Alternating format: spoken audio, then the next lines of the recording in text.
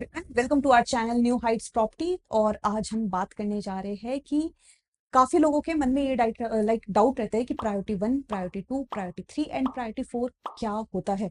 काफी लोगों के यहाँ पर सवाल रहते हैं कि मतलब क्या होते हैं, एंड जब हम सर्च करने जाते हैं, जब हम क्लॉज पढ़ने जाते हैं, वहां पर हमें नहीं पता चल पाता ऑब्वियसली कि किसे क्या प्रायोरिटीज पहले रहती है, किन के लिए क्या बना हुआ है। एंड यूट्यूब पर भी हम सर्च करने जाते हैं वीडियोस, तो वहां पर भी क्लियरली उतना नहीं बताया गया है। तो सिंपल इस वीडियो में मैं आपको बिल्कुल सिंपल तरीके से बताती हूँ कि ये किसके लिए क्या है, प्रायोरिटी 1, प्रायोरिटी 2, प्रायोरिटी 3, प्रायोरिटी 4 किसके लिए। एंड इससे आपको बिल्कुल एक क्लियर ओवरव्यू मिल जाएगा एंड आप कभी भी नहीं भूलेंगे ये चीज। तो सिंपली जो ये प्रायोरिटी वाला थिंग है, ये आपका हमेशा अफोर्डेबल हाउसिंग में यूज होता है।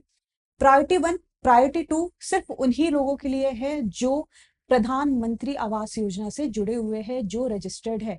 तो प्रायोरिटी 1, प्रायोरिटी 2 सिर्फ यही दो लोग कैरी करते हैं और कोई भी नहीं। अब मान लीजिए बात आता है प्रायोरिटी 3 एंड प्रायोरिटी 4, सारा गेम यहीं पर है। अब ज्यादातर लोग प्रायोरिटी 3 में अप्लाई करते हैं। तो वो कौन है जो इसमें अप्लाई करते हैं? क्या जिनके पास प्रॉपर्टी है वो कर सकते हैं या नहीं कर सकते? तो चलिए जानते हैं। मान लीजिए फॉर एग्जाम्पल मैं हूं, मेरे नाम पर यहाँ पर गुड़गांव में एक भी प्रॉपर्टी नहीं है, ना ही दिल्ली एनसीआर में है, ना ही चंडीगढ़ में है, बाकी भी किसी स्टेट में नहीं है। तो यहाँ पर तो सिंपल जाहिर सी बात है कि मैं प्रायोरिटी 3 में आ जाती हूँ। एंड मेरे पास प्रधानमंत्री आवास योजना का भी कार्ड नहीं है, मैं रजिस्टर्ड नहीं हूँ। Then I am in priority 3। अब कोई कहता है कि मैं राजस्थान से हूँ एंड मेरे पास प्रॉपर्टी है, क्या मैं गुड़गांव के अफोर्डेबल में अप्लाई कर सकता हूँ? तो जी बिल्कुल वो कर सकते हैं। अब यहाँ पर एक केस है, सिंपल सी थिंग है।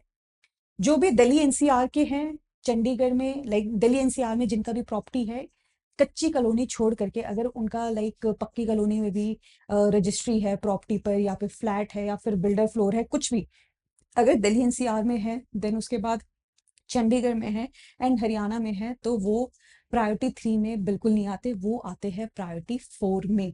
एंड जैसे कि इस केस में हमने देखा था कि राजस्थान में है एंड इन 3 जगह पर उनके प्रॉपर्टी नहीं है, तो वो प्रायोरिटी 3 में आते हैं।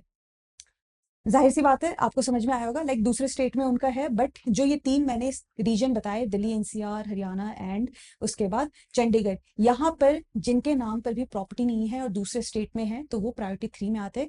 एंड प्रायोरिटी 4 में कोई भी अप्लाई कर सकता है जिनके नाम पे प्रॉपर्टी है। वो भी बस ये है कि इनका जो चांसेस रहता है बहुत ही ना के बराबर है अगर वो गुड़गांव के अफोर्डेबल में अप्लाई करते हैं, क्योंकि गुड़गांव के अफोर्डेबल में जितने भी यूनिट्स के ऊपर ड्रॉ चलते हैं उसके 200, 300, 400, 500% हम देखते हैं कि यहाँ पर जो एप्लीकेशन है वो यहाँ पर रिसीव होते हैं।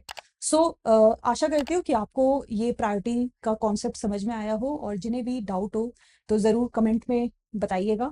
यहाँ पर आपके जितने भी डाउट्स रहेंगे वो क्लियर कर दिए जाएंगे। धन्यवाद।